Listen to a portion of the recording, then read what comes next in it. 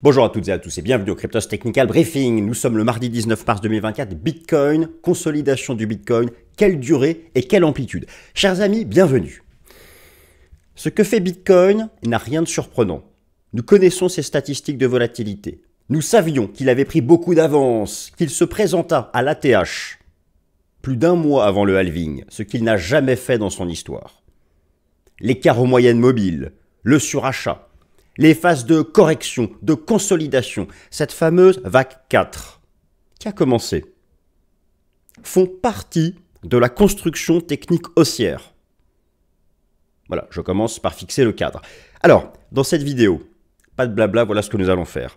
Je vais vous proposer mes hypothèses concernant cette vague 4. Alors, s'agit-il de la véritable vague 4 ou de la 4 de la 3 ?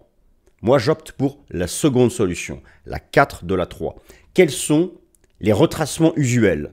Car nous sommes en train de retracer la dernière impulsion. 57 000 $, 60 000 $. Mais s'il s'agit de la vraie 4, ce sera plutôt 50 000 $. On va passer tout ça en revue sur différentes échelles. Naturellement, la Réserve fédérale des États-Unis, c'est le temps fort fondamental de la semaine. C'est ce qui peut représenter un stress, notamment pour le marché action US qui, lui, est toujours perché. Ça, c'est une difficulté. Il n'a pas commencé sa correction. Il ne faudrait pas qu'il la commence. Bon. La Réserve fédérale des États-Unis ne va pas toucher à ses taux d'intérêt cette semaine. Mais mercredi, ce qui est très important, c'est que M. Powell va enfin réagir. C'est le patron de la Fed. À quoi? À ce rebond de l'inflation que nous observons depuis le début de l'année. Alors attention, ce n'est pas un rebond de l'inflation sur les taux d'inflation annuels.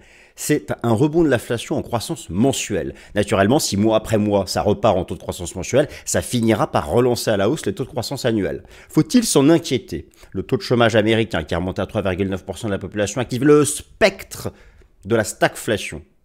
Voilà ce qui stresse un peu les marchés. La remontée des taux d'intérêt, la remontée du dollar, tout ce cocktail, et puis Bitcoin à son ex-ATH. Alors, Bitcoin qui a, pendant 2 ou 3 séances, dépassé son ancien ATH, mais il n'a jamais, en données hebdomadaires, fait de breakout.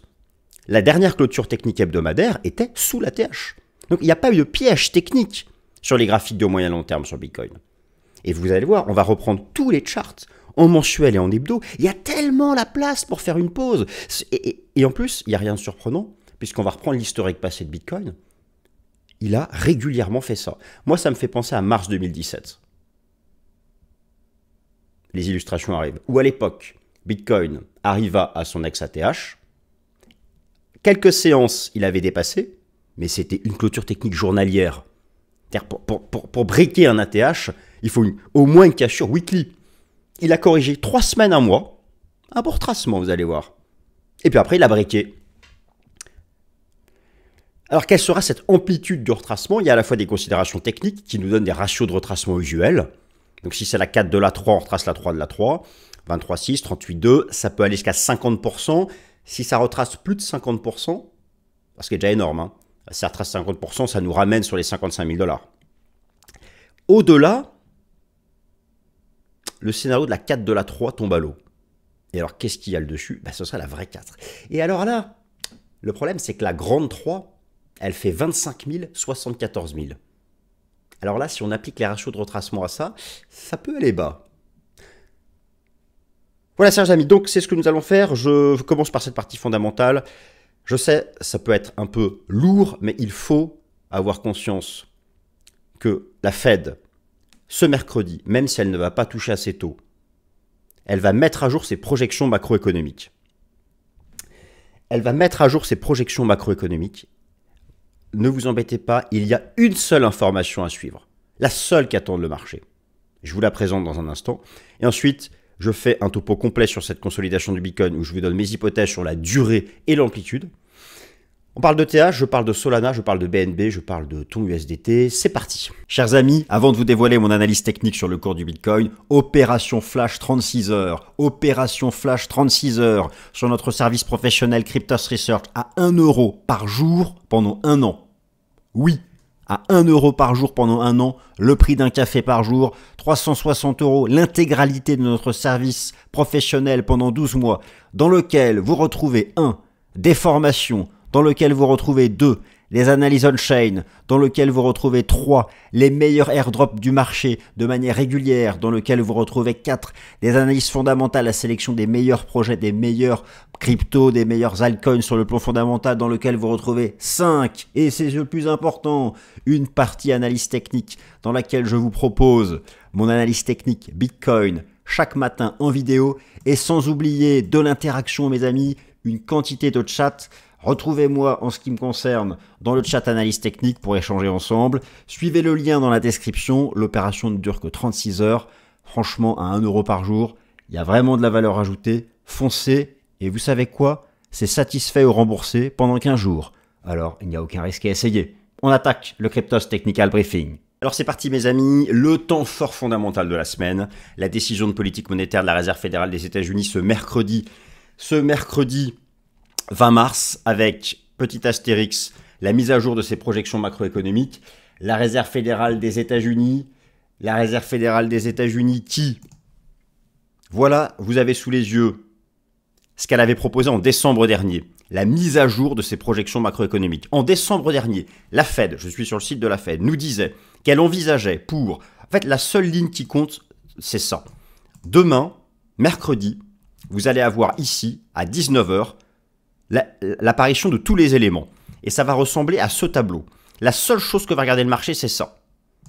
Federal Funds Rate Forecast. En décembre dernier, la Fed nous disait que pour 2024, elle envisageait 3 baisses de taux. Il est impératif que ça ne change pas. Les statistiques macroéconomiques américaines commencent à être mitigées. Par contre, il y a eu un petit rebond dans la version mensuelle de l'inflation, pas annuelle. Le marché s'inquiète. Stagflation, on est mort. Les actifs risqués sont morts. Mais nous n'avons pas encore le diagnostic de la Fed. Et donc demain, mercredi, même si la Fed ne va pas toucher à ces taux, elle va donner son diagnostic. Le marché a besoin d'entendre, nous ne nous inquiétons pas, la désinflation est en cours, il n'y aura pas de stagflation, ce sera du soft landing. Ce sont les mots que le marché a besoin d'entendre pour relancer les actifs risqués. Il y a donc cette semaine cet élément fondamental. Oh, il n'y a pas beaucoup de temps à attendre. Mercredi 19 h, tous les éléments vont tomber. Vont décider de l'amplitude des choix de retracement, des ratios de retracement pour Bitcoin. Donc ça c'est vraiment, ça fait partie des choses très importantes. Alors les anticipations du marché, elles sont là. Il faut absolument ne pas les prendre à contre-pied. Pour les Federal Funds Rate en 2024, le marché anticipe maintenant 3 baisses de taux, en accord avec ce que la Fed disait en décembre. À un moment, on s'est emballé, le marché en anticipait 5 ou 6. Voilà, il faut au moins le minimum légal qu'on ait ça. De la même façon, le marché anticipe une stabilité du taux de chômage aux États-Unis, alors que je vous rappelle que récemment, le taux de chômage US a pumpé, si on peut parler comme ça, à 3,9% de la population active. Attention, il ne faut pas aller au-delà, c'est le seuil d'alerte de la Réserve fédérale des États-Unis, sachant que overall, la haute finance ne croit pas à une stagflation, la haute finance croit à un soft landing. Donc, la Fed, pour ne pas représenter mercredi un choc pour les actifs risqués, a besoin de confirmer qu'elle envisage elle aussi un soft landing, et la Fed a besoin aussi de confirmer que l'inflation continue de baisser. Alors, je vous parlais de ce rebond de l'inflation mensuelle. Lorsqu'on regarde les taux d'inflation annuels, vous avez ici l'indice des prix PCE qui est le favori de la Fed, ça baisse encore. Nous sommes à 2,4 en nominal et à 2,8 en sous-jacent. Nous sommes à 2,4 en nominal et à 2,8 en sous-jacent. Dans ces dernières anticipations, la Fed, pour le core PCE inflation, l'inflation sous-jacente, envisageait un 2,4 en 2024. Là aussi, il est très important que la Fed confirme sa confiance dans le fait que le core inflation PCE actuellement à 2,8 ira à 2,4 d'ici Noël. Si c'est le cas, ça va se calmer. C'est l'enjeu majeur. Après tout ça, eh bien, on attaque. On attaque donc, non mes amis, non chers amis, j'estime que la construction technique haussière n'est pas menacée et justement elle se construit. Alors, je commence par quelques graphiques pour montrer que pour moi le mouvement de fond n'est pas menacé. Simplement, je commence par la vue long terme. Rassurez-vous, je vais aller jusqu'à l'intraday, ça va être précis, tranquillou, vous avez le temps d'aller vous faire un petit thé vert, un petit café, un petit jus de mangue, n'importe quoi, tranquille. Alors, il faut savoir respirer. Même quand c'est rouge, vif comme ça, quand c'est le carnage, il faut savoir respirer, car quand il y a carnage, c'est qu'il y a eu excès haussier en amont. Prenons le bull run. Alors, dites-vous bien une chose, le halving n'a même pas commencé. Le halving, le dernier halving, c'était là. On n'est même pas en fait en bull run, puisque historiquement, les bull runs, c'est après le halving. Là, le halving, c'est le 15 avril. Sauf que jamais Bitcoin n'était arrivé à l'ATH avant le halving. Pourquoi il y allait avant le halving? À cause de cette euphorie sur les ETF. Il y a quasiment 15 milliards chez BlackRock maintenant. Et c'est ça qu'on retrace. Nous sommes en train de retracer l'excès des premières semaines des ETF. Pour se recalibrer sur le cycle usuel de long terme, qui est que ça ne pumpe pas verticalement avant le halving. Donc est-ce que ça va on va sûrement rester dans cet entre-deux jusqu'à mi-avril. Minimum. Le bottom sera fait entre-temps.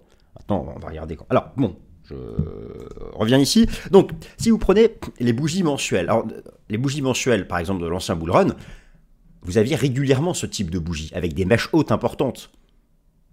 Voilà. Donc là, il n'y a rien de surprenant. D'autre part, en données mensuelles, les supports sont archi loin. On va revenir ici, j'y crois pas trop. Mais les supports sont archi loin. En données mensuelles, le mois n'est pas fini, on n'a pas cassé de support.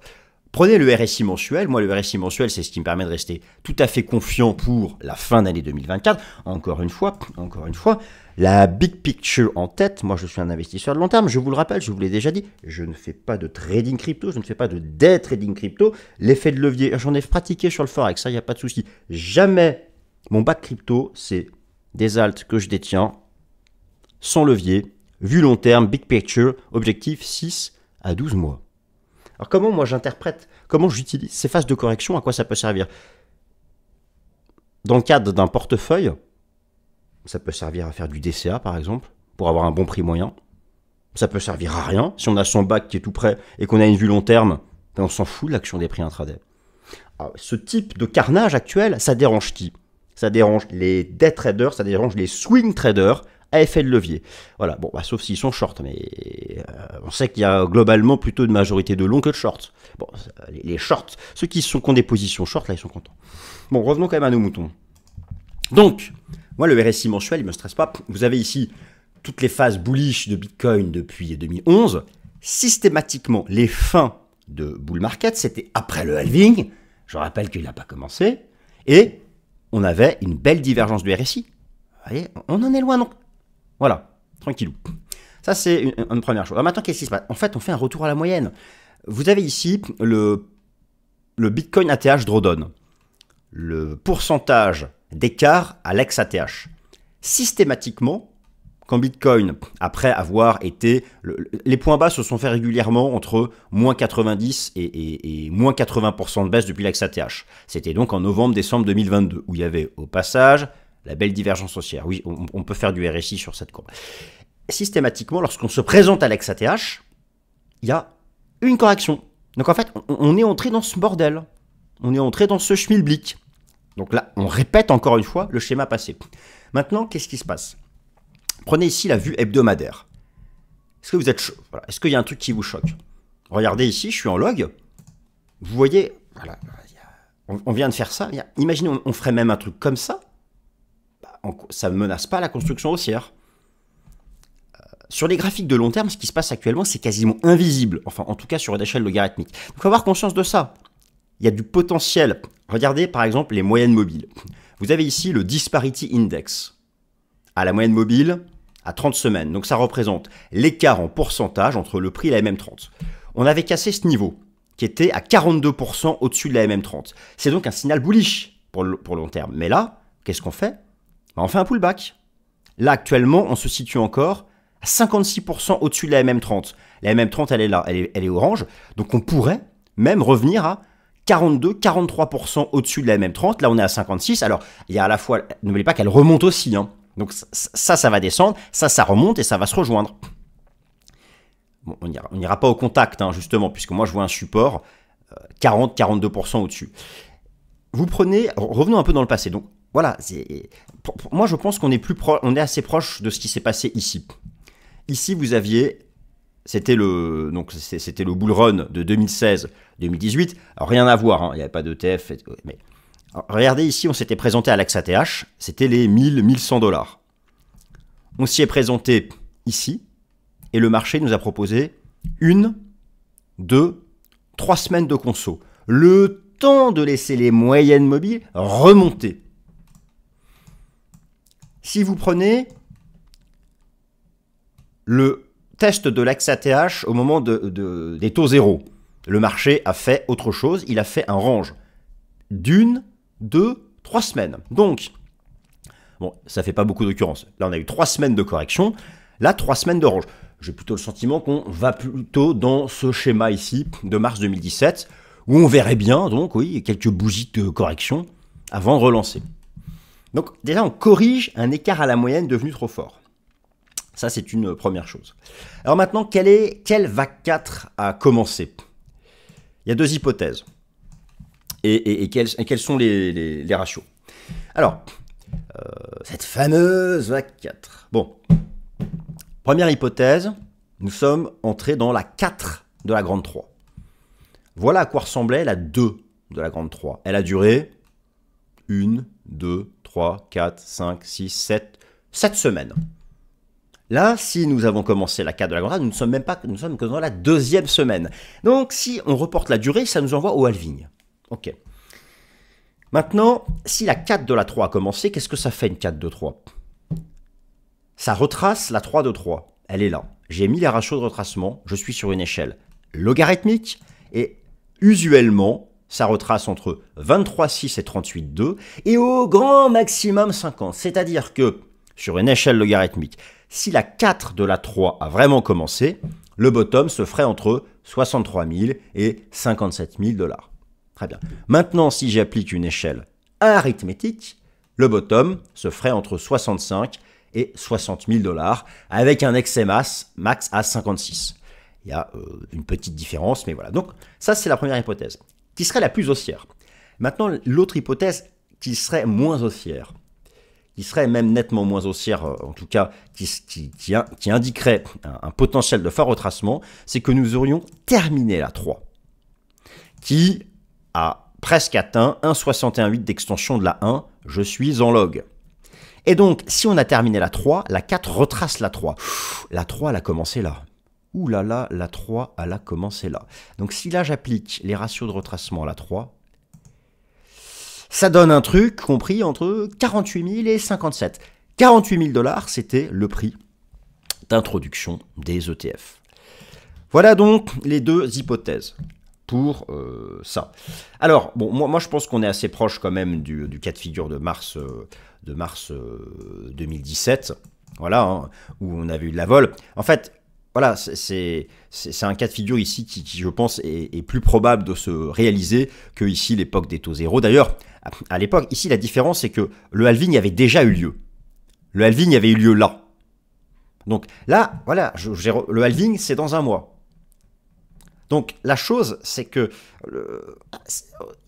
c'est un retour à la moyenne. On prend notre temps, et puis bon, bah, la Fed va décider de la suite. Alors je continue. Maintenant, en données journalières Bitcoin à court terme. Alors il y a plusieurs choses. En données journalières, je vais d'abord regarder le RSI.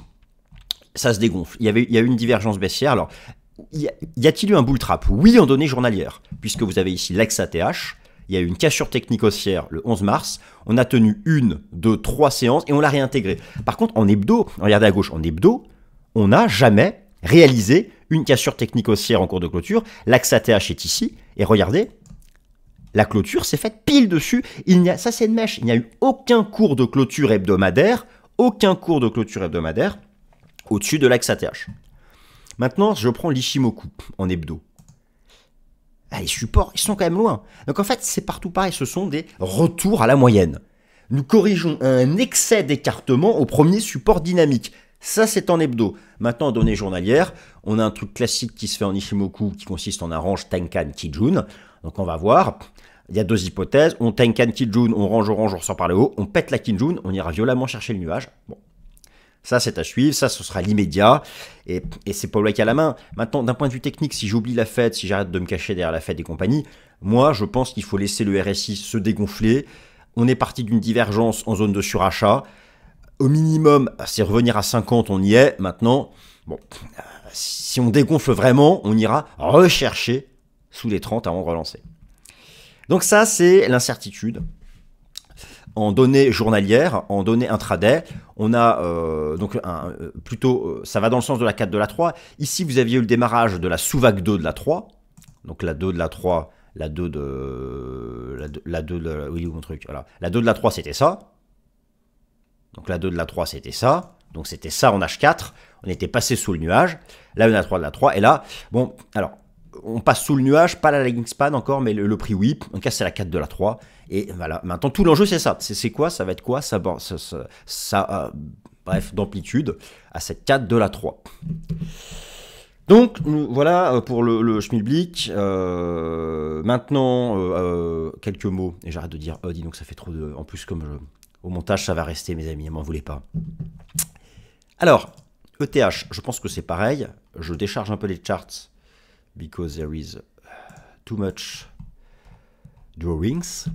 Donc, pour ETH, je pense que c'est pareil. Alors, le marché commence la 4 de la 3. Ça, c'est l'hypothèse que je travaille maintenant. Hein. En log, ça nous donne entre 3005 et 3002. On a déjà enfoncé le 23,6. On va quand même se mettre le 50%. Le 50% qui serait le... Non, pas 85. Le 50 qui serait le plus profond. En log, ça nous donne un truc entre 3002 et 3000. Et en échelle normale, entre 3003 et 3100. Qui serait usuel, en fait, si c'est vraiment la 4 de la 3. Parce que s'il s'agit de la grande 4, donc c'est-à-dire que la 3 est terminée là, et qu'on entame la grande 4, c'est tout ça qu'il faut retracer.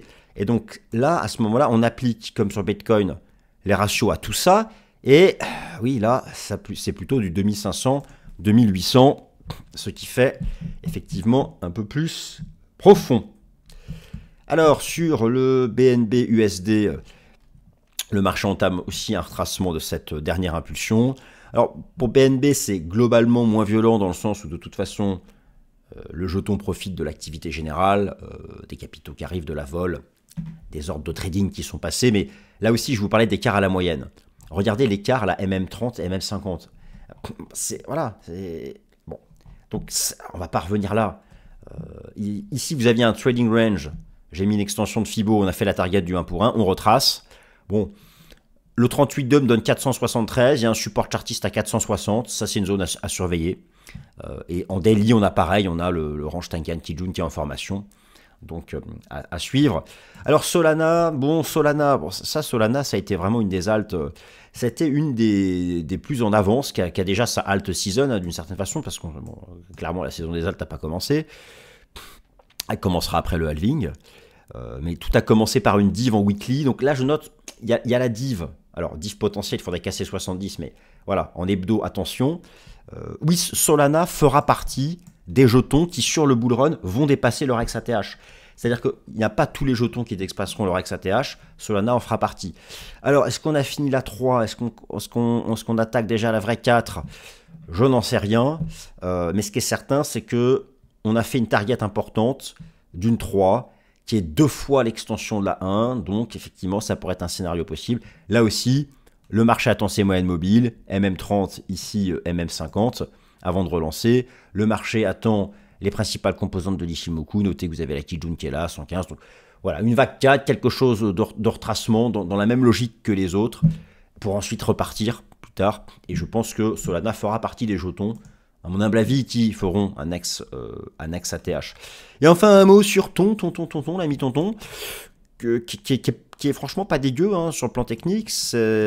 En fait, concrètement, c'est bullish au-dessus de ça maintenant.